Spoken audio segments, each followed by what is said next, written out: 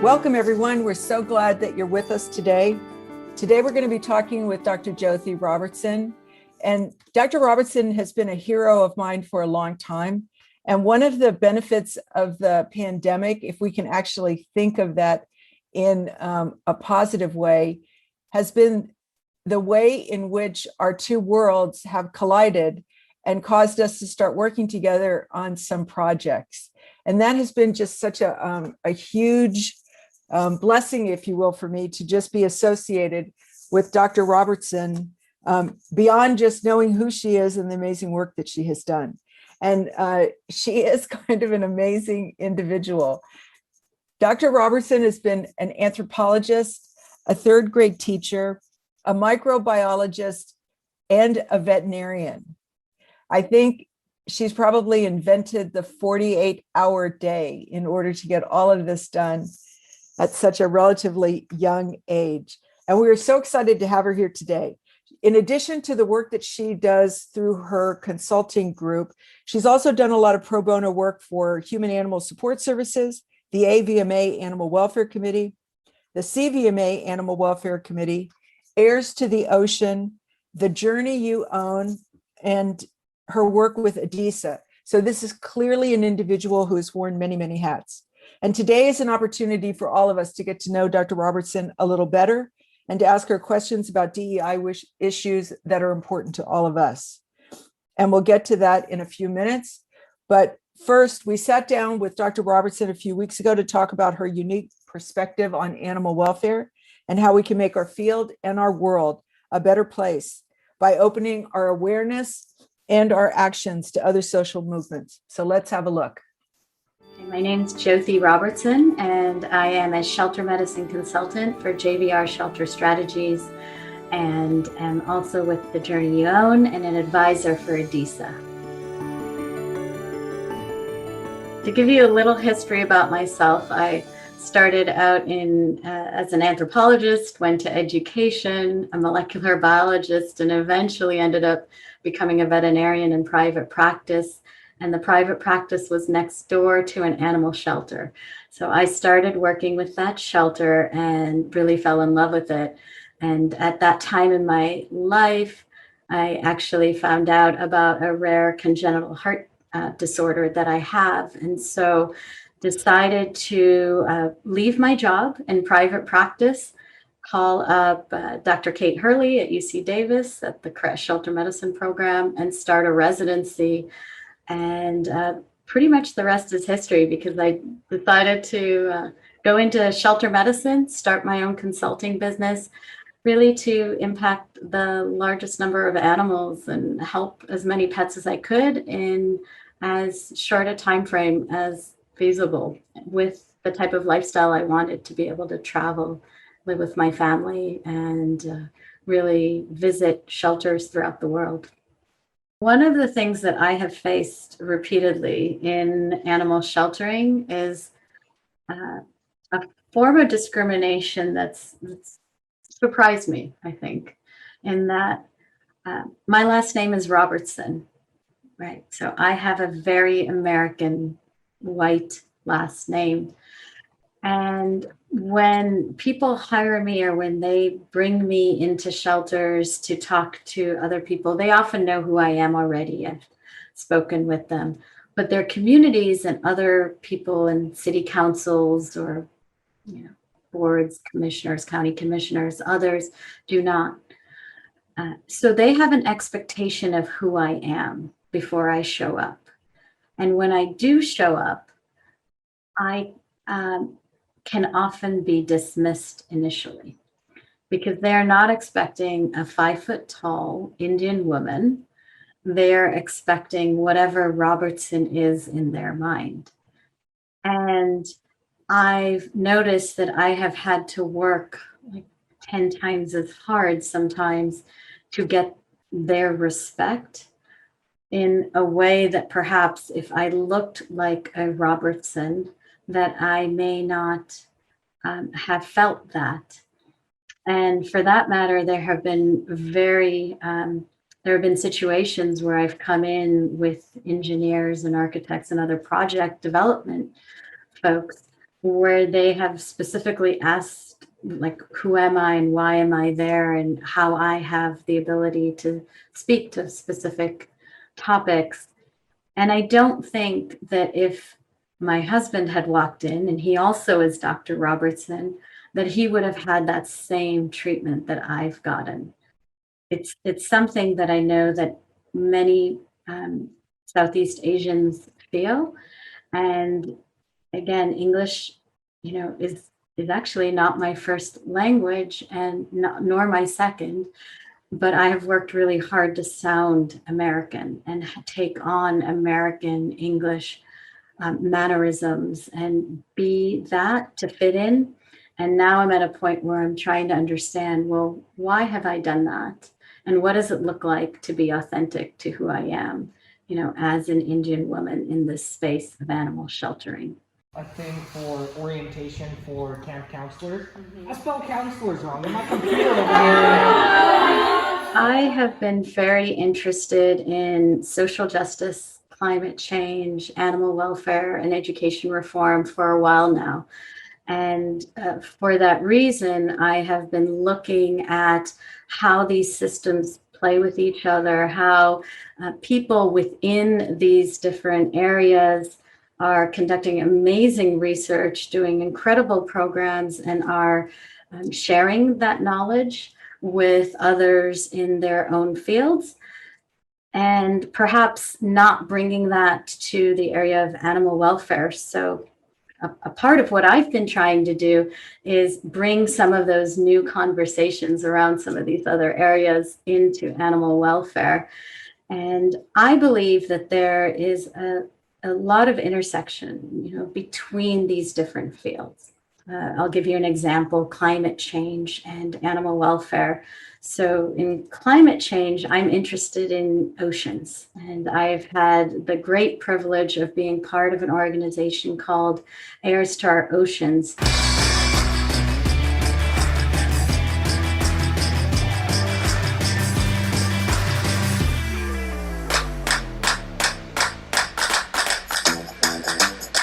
That's a youth empowerment advocacy group that was started by friends of mine that's now international, where youth are working together in Pacific Islands, throughout the world and all the continents, to bring fresh water, to care for the oceans, to care for beings in the oceans, so marine life and fish and others. So what does it look like for us in animal welfare with companion animals, so in animal sheltering, to start being aware of this work that's being done over here in the ocean space?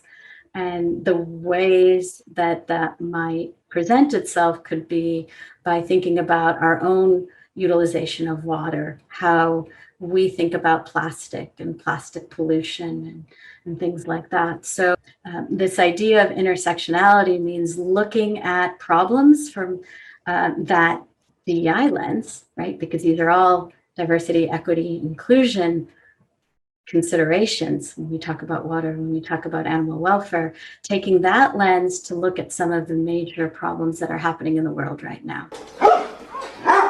In some ways, animal welfare has been in a silo for a very long time, in that we are so focused on the tremendous number of problems that we have in our industry. Homeless pets, free roaming pets, access to veterinary care. Some of these issues have been coming up in different ways over the course of the past few years, and more so even now in this past year, when we've all been in this type of a Zoom style setting. And I believe that this is really an opportune time for us to move out of our realm of our individual shelters, where we're really looking at intake numbers, outcome numbers, adoptions, transfers, things like that. And taking a step back and really looking at, why are those numbers the numbers that they are?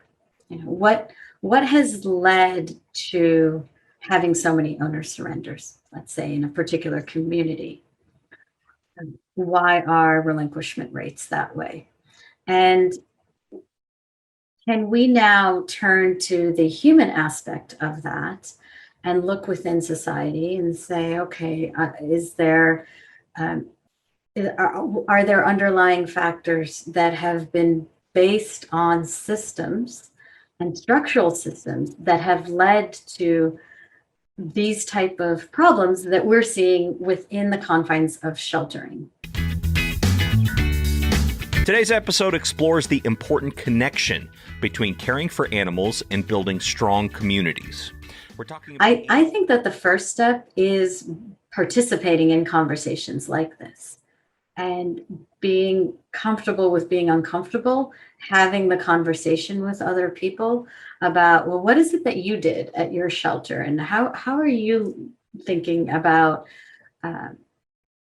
owner surrenders, and how are you viewing your community engagement program? And I think Haas and other programs like that, or movements like that, offer an opportunity for that type of conversation. One of the things that I started last year during COVID, right at the beginning, was based on work by Ruth King. And Ruth King is an incredible activist and advocate, and she's also a Buddhist Black lesbian leader who has been a proponent of racial affinity groups and this idea of working within your race to do just some of those conversations that perhaps can be in that safe space. So, excuse me, what I did was I brought together people from animal welfare who are Indian, and I didn't know them. And this was back in March, or it was actually before George Floyd's murder. So it was earlier in the year. And I brought them together, and now we meet every month, a group of Indian women who are in animal welfare, to have some of these conversations in a safe space where we can work on animal welfare and how it looks for Indians within our culture. So that's just one example. That's a small example of how to create, those spaces for conversations and at different stages of where people are at and meeting them where they're at. I encourage everyone who's listening to really examine themselves and, be bold, be okay with having conversations and thinking about DEI and really examining yourself and thinking about your own bias and where you play a role in DEI and how you can be a part of these conversations and not be afraid to have the conversation. That was amazing. Thank you so much. I feel so honored to be able to take the next couple minutes to talk more about some of the issues you raised. And I really would like to start off by talking a little bit more about the biases that we have. Before we started today, you had a great example of implicit bias, and I would love it for you to share it with all of us. Yes. Hi, Mary. Thank you for inviting me to be here. So it's really great to have this opportunity. What I was talking to you about before this conversation was really what bias can look like. And I wanted to give an example. Many of you probably know me from veterinary medicine or sheltering and other locations. So when I show up like this, people are really comfortable with me usually, and because I look like all of you. And just yesterday, my daughter was using the same computer and was dancing Bharatanatyam, which is a traditional form of Indian dance. And she left her bindi right here. And what I was showing Mary is that when I put this dot on my head, it changes the way that people relate to me, right? And you may have felt it too. Like right now, you might have felt tightening or something. You might not have. But for a lot of people, if I was to come into a sheltering, um, let's say consultation, or even as an adopter, and I have this red dot on my hair pulled back where I'm looking more traditional Indian, that all of a sudden creates distance and it makes it harder. What I've heard is that I'm no longer relatable. And so, an underlying assumption and implicit bias that happens is that I no longer can relate to the person, and that I might not relate to animals in the same way that that you might. And all of that happened simply by literally sticking a red dot on my forehead.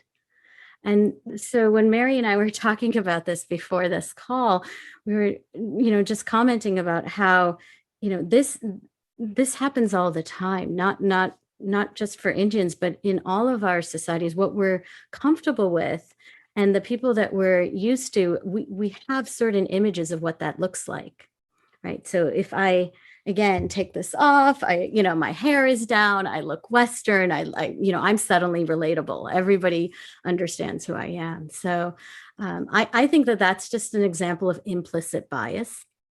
And there's tests that are out there. Kara has a great one with Harvard's Project Implicit that was really eye-opening for me to look at. And so that's my lovely example.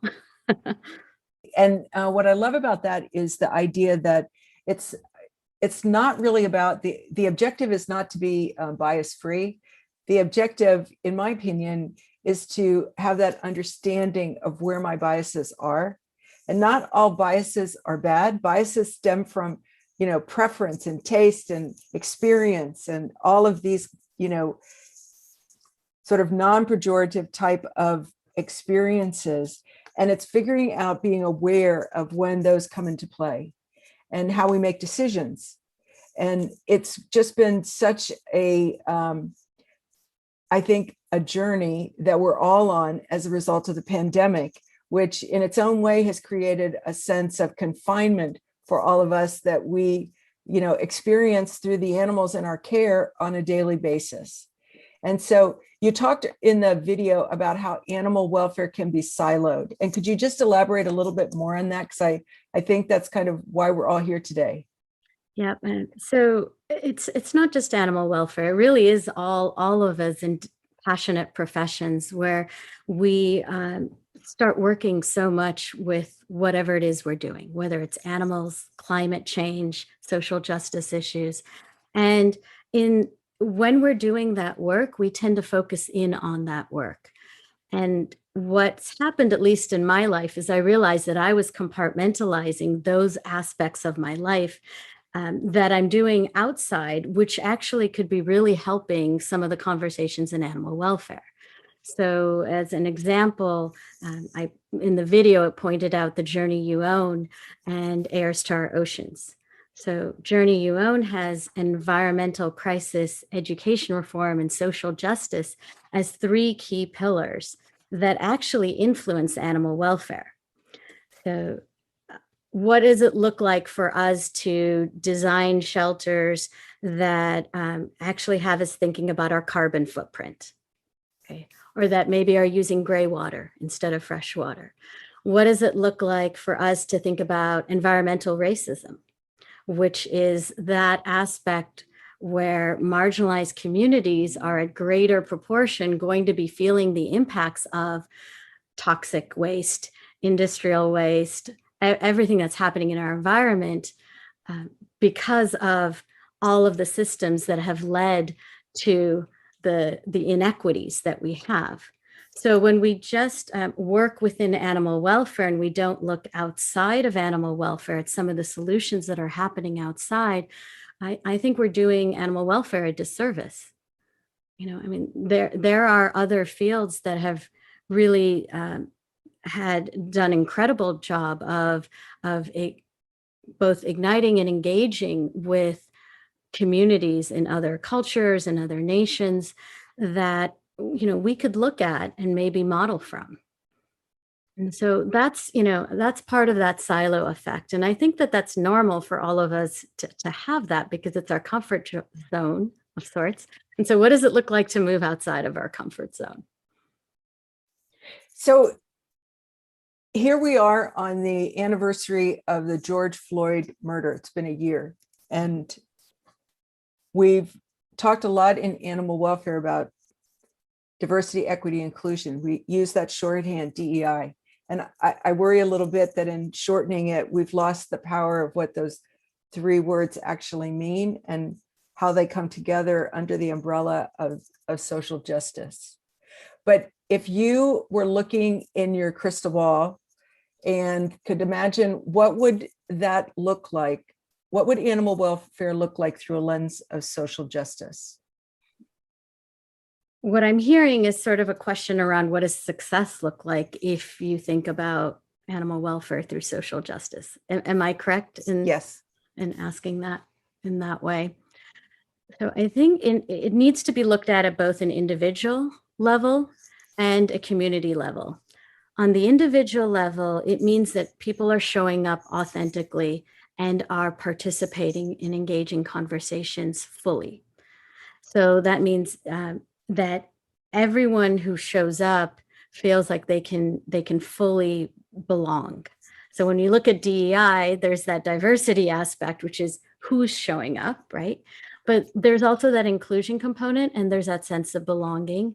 And I like to add in the authenticity component. So it's not just feeling like you're part of the team, but it's being able to engage in a way that maybe you disagree, and it's okay to disagree, and that shows up openly and honestly. So that speaks to the individual level.